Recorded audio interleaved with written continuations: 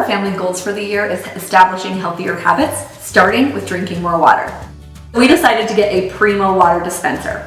Once our water dispenser came, we had to decide where we wanted to put it. But I realized that one of the biggest obstacles to me drinking water is that I'm busy and I'm running around a lot. So I decided that we would create a hydration station right by the back door. It's been great for the whole family, not just for me when I'm running errands, but for the kids. It's the last part of their routine as they're heading out the door for school.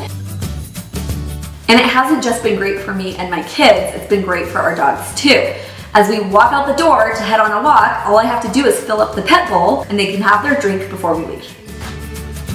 I love that in the morning I can make a nice cup of hot tea by using the hot water dispenser, and in the afternoon or whenever I'm thirsty, I can dispense a nice cup of cold, already chilled water. As we're working on establishing our healthy habits, we're also drinking safe water and reducing waste. I also love how easy it is to change the bottle.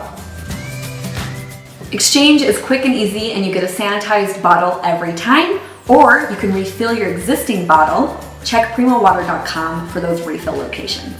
Safer water, less waste, and healthier habits.